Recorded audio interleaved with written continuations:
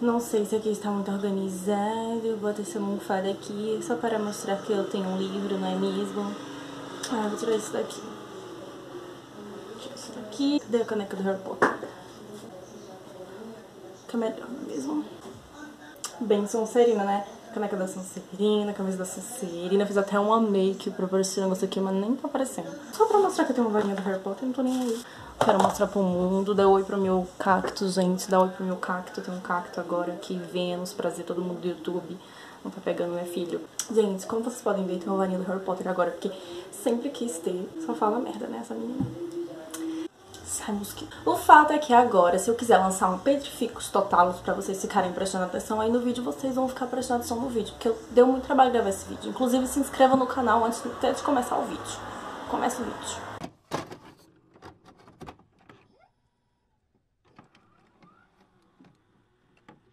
Olá, meus girimunzinhos, como é que vocês estão? Eu espero que esteja tudo bem. Eu tô passando aqui, né, voltando finalmente com o canal e aí com as dicas de escrita, né, com tudo aí. Recentemente eu li Harry Potter e a Pedra Filosofal, né, eu já li esse livro 6 vezes e agora foi pela 7ª, sei lá se foi pela 7ª ou pela 6ª, enfim. O fato é que eu já li muitas vezes esse livro. E dessa vez eu li com um intuito totalmente diferente das outras vezes. Eu li prestando atenção no que a Rowling fez. E agora eu vou passar pra vocês basicamente o que eu percebi. Se eu fosse falar tudo que eu observei, tudo que eu queria mostrar pra vocês, esse vídeo ia durar horas. Então eu resolvi resumir em 3 tópicos que eu achei bem importantes. Então, a narração de Harry Potter, né, e aqui eu falo Harry Potter no geral, mas eu estou especificando a Pedra Filosofal, que foi o livro que eu li. Eu acho que a narração da série não varia, é a mesma coisa, mas eu não vou arriscar e vou citar apenas a Pedra Filosofal.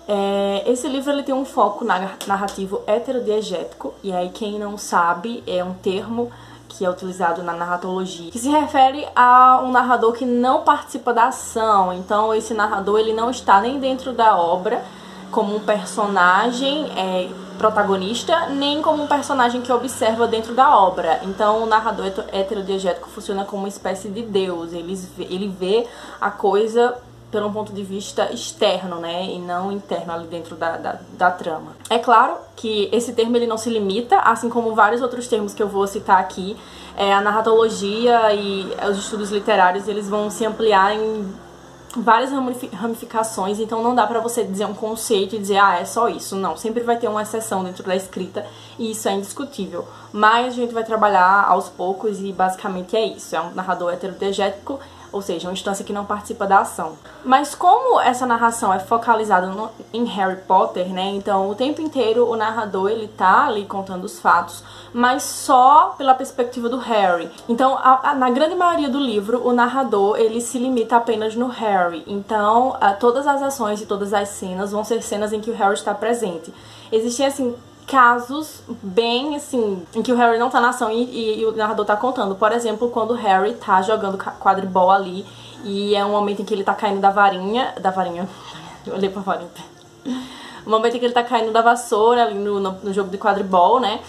E o narrador ele focaliza só na Hermione, no Hagrid, no Ron. Então assim, é muito difícil isso acontecer. Então eu falo restritivo justamente porque foca principalmente na grande maioria das vezes no Harry. Então quando o narrador ele tem esse estilo de ser restritivo e de só, como é que se diz, narrar pelo ponto de vista de certo personagem, tudo que for acontecer na trama vai ter que ser guiado ou seguir o personagem. Então, por exemplo, esse narrador é um narrador heterodiegético amplo, que serve como um deus, que age na história como um deus, então ele conhece tudo, mas a J.K. Rowling escolheu que esse narrador fosse limitado. Então, por exemplo, eu já li livros em que, por exemplo, o protagonista não conhecia determinada personagem, mas o narrador mesmo assim citava o nome dessa personagem. Em Harry Potter isso não acontece, e aí um dos exemplos é quando o Harry conhece o Malfoy. Quando o Harry conhece o Malfoy, o narrador, ele fala do Malfoy como um garoto e não cita o nome, porque o Harry não sabe o nome do Malfoy, ele não conhece o Malfoy ainda. Então, durante todo o livro, enquanto o Malfoy não se apresenta pro Harry, ele vai continuar sendo apresentado pro leitor como um garoto, né? Se fosse em outro livro, e aí uma escolha do autor com relação ao narrador, aí o autor ele poderia optar por não se importar e citar o nome do Malfoy ali, mesmo que o Harry não conhecesse, né? Porque é um narrador heterodiegético, que serve como um deus, então ele conhece todos os personagens e não tem problema algum ele dizer, citar Malfoy pelo nome ali na história. Mas foi a J.K. Rowling que optou por ser um narrador restritivo. Então, enquanto o Harry não conhecer determinado personagem, esse personagem não é citado na história. Eu vou dar um exemplo pra ver se fica mais fácil pra vocês entenderem o que eu tô querendo falar. No trecho da página 50 diz assim: no fundo da loja, um garoto de rosto pálido e pontudo estava em pé em cima de um banquinho enquanto uma segunda bruxa encurtava suas compridas vestes pretas. Então, nessa primeira cena, o Harry vê o Malfoy ali na mulher, ali trocando as roupas pra ir pra Hogwarts. E o narrador cita como um garoto de rosto pálido e pontudo que estava ali em pé num banquinho. Então o Harry não sabe quem é só um garoto.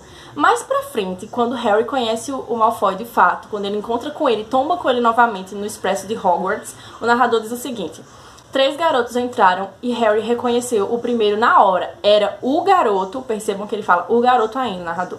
O garoto pálido da loja de vestes de Madame Malkin. Aí, um pouquinho mais pra frente.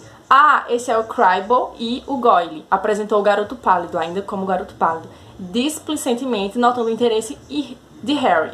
E meu nome é Draco Malfoy. A partir desse momento, em todas as vezes que o Draco aparece na história, agora o narrador vai nomeá-lo como Draco, porque agora o Harry conhece o Draco e sabe qual é o seu nome, e a partir disso o narrador se sente, como se diz, aberto a citar o nome. É como se a focalização no Harry, né, que apesar de ser um narrador, que eu falei, com um deus ali, né, onisciente, é um narrador que tem a narração restritiva no Harry. Então, todos os personagens que o Harry não conhece, o narrador também não vai citar pro leitor. Outra coisa que a J.K. faz muito bem é a construção dos personagens das histórias dela. Isso é indiscutível. Uma coisa muito interessante da gente observar em Harry Potter é a forma como a Rowling, ela constrói esses personagens e como ela os caracteriza muito bem. Então, por exemplo, logo inicialmente eu comecei lendo e prestando atenção, o Sr. Dursley, né, que é o tio do Harry, ele é uma pessoa muito descrente na magia, né, ele é uma pessoa, ele tem trauma dessas coisas mágicas, né, ele não acredita em superstição, ele não acredita em nada dessas coisas, apesar de quase sempre pensar, não existe, porque ele lembra, né, da família do Harry. E aí, a Rowling, ela tem essa característica de sempre que ela tá descrevendo o personagem, ela coloca elementos daquela característica do personagem. E tem o trecho que fala assim: correu para o canto e partiu para casa, esperando que tivesse imaginado coisas, o que nunca esperava que fizesse, porque não aprovava a imaginação. Então o tempo inteiro ela tá reforçando que o Sr. Dursley, ele não aprova a imaginação, que ele não acredita em superstição, que ele é uma pessoa muito incrédula para essas coisas mágicas, né, para ter total relação com a construção do Harry, né, que é a representação da magia dentro da obra, né, dentro daquela casa. Então, assim, a gente vê essas construções na professora Minerva, na professora McGonagall. Ela é uma pessoa, assim, como é que se diz? Muito incisiva. E todas as vezes que ela aparece, os comentários que ela faz ali dentro da obra são muito incisivos. Ela é uma pessoa muito, assim, rabugenta, chata, sabe? O professor Dumbledore, ele sempre aparece como aquele velhinho sábio, inteligente, assim, engraçado. Ele faz comentários que você fica, caramba, todo mundo pensando em tal coisa e o Dumbledore pensando no sorvete de limão, por exemplo.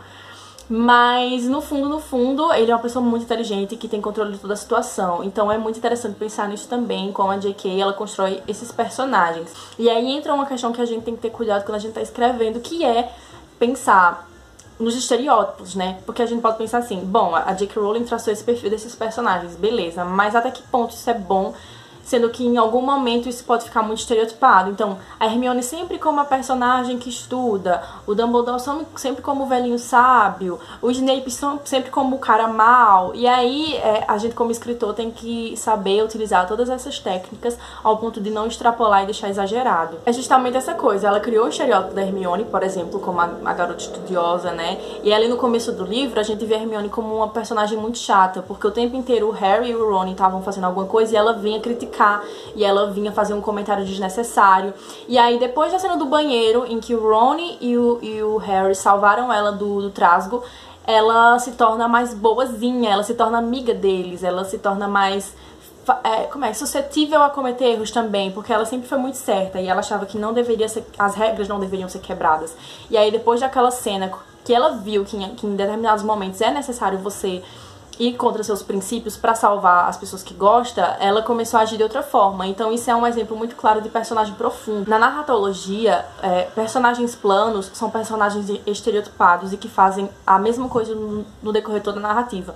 Então se a Hermione fosse uma personagem plana, sem muita profundidade, ela ia começar do início ao fim certinha, sem cometer erros, e ia terminar a narrativa certinha, sem cometer erros. Mas, como ela é uma personagem profunda, que é o indicado pra gente como escritor fazer com quase todos os personagens, com exceção, obviamente, dos secundários, porque não tem tanta necessidade de você pensando aí nesses personagens secundários, né, e não ia ter livro pra fazer tudo isso. Mas a Hermione, como uma das protagonistas da história, né, e das que tem mais evidência no livro, ela tinha que ser profunda, né, o personagem ele tem que se assemelhar com a gente da vida real, porque a gente não vai passar a vida inteira agindo da mesma forma e sendo a mesma coisa, a gente sempre muda. E o leitor, ele gosta de se identificar com personagens que são reais, né. Então, um exemplo claro de personagem profundo e que não caiu nessa questão do estereótipo da Rowling, dentro da obra da Rowling, é o Snape, por exemplo, né, durante quase, acho que os 3 primeiros livros, não sei, quase lá no final é que vai ter a redenção do Snape, na verdade, né, que a gente vai realmente descobrir quem ele é. Mas em A Pedra Filosofal a gente já vê isso no finalzinho ali, quando o Harry vê que ele não queria matar ele, né, e que ele talvez não fosse tão ruim assim, porque ele tentou salvar ele ali no jogo de quadribol. Então a gente já vê esse aprofundamento dos personagens da Rowling e na construção dos personagens, que é uma das coisas que eu admiro muito dentro da obra dela. Desse modo, a gente vai entrar no terceiro tópico, que é um reflexo e uma consequência desse anterior, da construção dos personagens, que é a construção do diálogo. Quando você constrói um personagem muito bem e conhece esse personagem de diversas formas, você acaba construindo os diálogos com muita mais facilidade. E construção de personagem construção de diálogo, pra quem, né, acompanha, eu sempre comento que é uma das coisas que eu acho mais difíceis de fazer. E é uma das coisas que os meus leitores e meu público mais pede pra eu falar, porque acho também muito difícil. Então é só prestar atenção muito na construção dos personagens. Por exemplo, como eu falei, a Hermione. A Hermione é uma personagem muito inteligente, que estuda muito, isso é citado durante todo o livro. Então, os diálogos da Hermione, ela sempre cita um livro que ela leu, que ela conhece. Ela sempre cita um feitiço novo, né? Ela sempre corrige os meninos quando eles falam alguma coisa errada. Então, por consequência, quando você cria constrói o personagem muito bem, os diálogos vão ficar muito mais fáceis. O Rony, os gêmeos, eles são muito engraçados. Então, eles são, sabe, bem capetinhas ali dentro da obra mesmo. E quando eles vão dialogar, quando eles vão conversar, os diálogos em que a Rowling coloca ali pra eles falarem, são diálogos muito engraçados e divertidos. Então tem muito a ver com a personalidade dos personagens, a construção dos personagens, a forma como você constrói os diálogos. É a questão de se assemelhar um pouco com a oralidade do cotidiano da gente, né?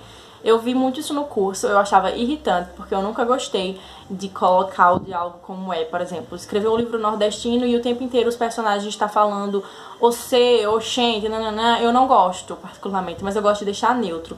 E uma coisa que eu aprendi também com o decorrer do curso e lendo em algumas obras é que às vezes a repetição soa muito bem em diálogos, porque na nossa vida real a gente repete muito, né?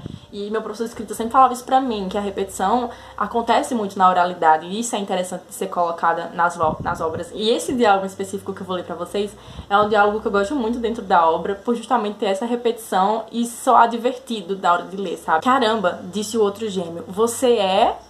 Ele é, disse o outro gêmeo. Não é? Acrescentou para Harry. O que? Indagou Harry. Harry Potter, disseram os gêmeos em coro. Ah, ele, disse Harry. Quero dizer, sou. Entende? Então, por exemplo, se fosse em outra obra, outra coisa, ela poderia muito bem ter dito só: você é Harry Potter? E ele dizer: ah, sim, sou Harry Potter. Enfim, ia ficar uma coisa seca. Mas tem essa repetição, tipo, caramba, você é. Aí ele, não é? É o quê? Aí fica aquela coisa, sabe? E na oralidade tem muito isso. É interessante fazer isso, obviamente, não em todas as vezes, como eu falei no início. A gente que é escritor tem que saber os nossos limites e saber usar essas técnicas de forma moderada dentro da obra, né? Ah, por último eu vou dar uma dica. Meu Deus, esse vídeo tem 20 minutos. Já tô passada. Por último, mais ou menos importante, a Rowling ela elabora um enredo de uma forma tão planejada que impede que existam furos narrativos. Eu já li muita obra de autor, assim, de amigo conhecido, que tinha muitas essas questões de furos. E isso é muito fácil de acontecer quando não tem um preparamento prévio, né? Então é interessante que você crie esquemas. Eu não fazia isso, mas agora eu tô percebendo que é importante. De coisas e elementos que você vai usar nessa obra que vai ter lá no início e você vai ter que fazer ligação lá no final. Então, por exemplo, eu acabei descobrindo e percebendo quando eu fazia a graduação e quando eu tava escrevendo um novo livro, que você não pode dar uma informação em cima da hora. Então, por exemplo, tem uma cena, deixa eu ver se eu acho o exemplo. Vamos citar, eu tenho muitos exemplos, mas como o vídeo tá longo, eu vou citar só o do xadrez. No início do livro, a J.K. fala o tempo inteiro que o Ron gosta de xadrez e que ele é muito bom nesse jogo. No final do livro, eles vão passar por um desafio de vida ou morte e que vai precisar que alguém saiba jogar xadrez. Por consequência, obviamente, o Ron guia a situação inteira, ele lidera aquele momento porque ele é muito bom em xadrez. E a J.K. Rowling não precisa estar citando mais que ele é bom em xadrez, que por isso que ele fez isso. E aí ele vai guiar a situação e vencem. O que acontece? Quando o seu livro ele tem furos narrativos, lá atrás você não citou nada, o Ron era uma pessoa, amigo do Harry, chega no final do livro, tem esse desafio, e aí em cima da hora, ali na descrição daquele momento, o autor vai e diz: o jogo de xadrez, o Ron joga xadrez desde não sei o que, os 3 anos de idade, e por isso que ele vai ser bom agora, e por isso que vai dar certo, ele vai dar... Não pode, isso não pode acontecer na narrativa. Porque acaba que o leitor vai ler e vai pensar: poxa, o autor não pensou nisso e foi colocar isso em cima da hora e ficou meio que furo aí, e ele não sabia o que fazer e jogou por jogar. Se for pra colocar no final, em algum momento, em que o personagem foi bom naquilo, porque ele conhecia isso desde o começo, é interessante que desde a construção, no início do livro, isso já venha sendo citado, pra quando o leitor for ler, ele não achar isso estranho e não achar que é um furo narrativo. Enfim, gente, é isso. Eu tenho fé que eu vou editar esse vídeo, ele não vai ficar tão grande assim, porque eu nunca vi falar desse jeito. Mas é porque eu li o livro inteiro, do início ao fim, pra poder gravar esse vídeo, então acaba que tem muita coisa pra ser dita, mas que infelizmente eu não posso falar porque tá ficando muito, muito, muito grande. Então é isso, eu espero que vocês gostem, compartilhem, comentem, curtam, falem aqui se vocês gostaram, se essas dicas serviram, se, sabe, deu pra vocês compreenderem bem o que eu quis dizer. E é isso, gente, não deixa de comentar, por favor, que me ajuda muito, né, me motivar a voltar aí depois de todos esses tempos aí, esses meses, esses anos. E é isso, um grande beijo, tchau, tchau e até a próxima.